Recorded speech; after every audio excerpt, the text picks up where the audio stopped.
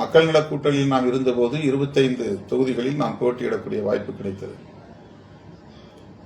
அப்போது நான் சுதந்திரமாக முடிவெடுக்க முடிந்தது, பலருக்கும் வாய்ப்பளிக்க முடிந்தது.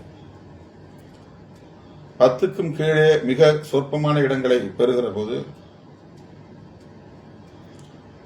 நீண்ட காலமாக காத்திருப்போர் பட்டியலில் இருக்கக்கூடியவர்களையும் நான் கணக்கில் கொள்ள வேண்டியிருக்கிறது. அந்தந்த தொகுதியை சார்ந்த வேட்பாளர்களாக தேர்வு செய்ய வேண்டும்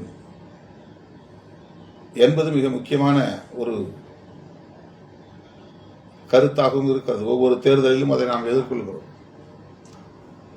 அரக்கோணத்தில் ஏன் தோற்றோம் என்று கேட்டபோது திமுக தரப்பில் சொல்லப்பட்ட கருத்து, நீங்கள் வெளியிலிருந்து ஆளை இறக்கினீர்கள், அந்த உள்ளூரை சார்ந்தவர்களை யாரையும் நீங்கள் போடவில்லை என்ற கருத்து சொல்லப்பட்டது. வானூரில் நாம் அந்த வாய்ப்பை இழந்த போதும் அந்த கருத்து சொல்லப்பட்டது. ஆனால் இதில் வேடிக்கை என்னவென்றால், நாம் போட்டியிட்ட 6 தொகுதிகளிலுமே தமிழ்நாட்டின் வெவ்வேறு பகுதிகளில் இருந்து வேட்பாளர்களை நாம் போட்டியிட வைத்தோம். அதில் 4 இடங்களில் நாம் வெற்றி பெற முடிந்தது.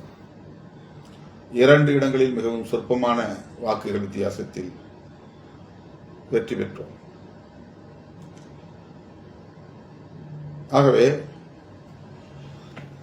வேட்பாளர்களை தேர்வு செய்கிற போது கட்சி தலைமைக்கு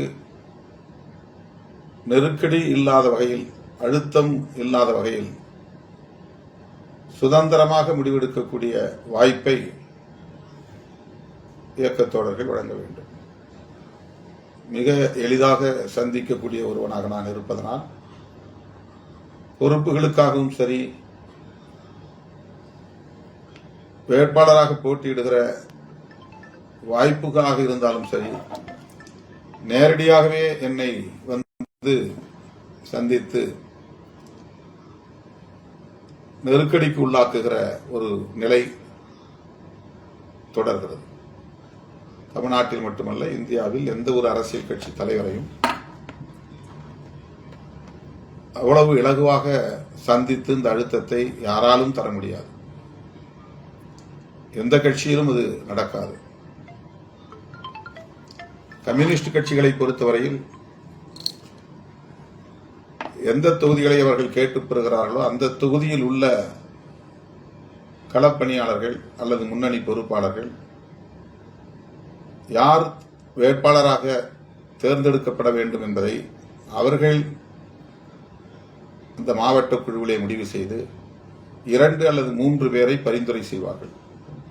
அந்த 2 அல்லது 3 பேரில் ஒருவரை மாநில குழு அல்லது மாநில செயலாளர் வேட்பாளராக தேர்வு செய்து அறிவிப்பார். மாவட்ட குழு அந்த மாவட்டத்தை சார்ந்த அல்லது தொகுதியை சார்ந்த கட்சி முன்னணி பொறுப்பாளர்கள் அதற்கான செலவை எதிர்கொள்ள மக்களிடமிருந்து நிதியை திரட்டி தேர்தலை எதிர்கொள்வார்கள். இது அவர்கள் பின்பற்றுகிற நடைமுறை. நம்முடைய கட்சியில்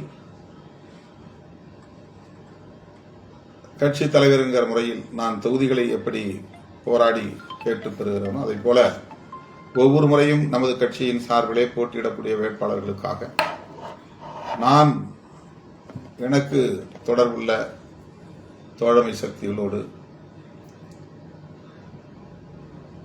இருக்கிற அந்த நல்லிணக்கமான உறவை பயன்படுத்தி அவர்களிடமிருந்து நிதியை திரட்டி வேட்பாளர்களுக்கு கொடி முதல் அத்தனை பொருள்களையும் வழங்கும் நிலை, செலவுக்கும் காசு தருகிற அல்லது நிதியை தருகிற நிலை மாவட்ட குழு ஏற்றுக்கொள்வதில்லை. வேட்பாளர்களும் யாரும் செலவு செய்யக்கூடிய தகுதி பெற்றவர்களாக இருப்பதில்லை.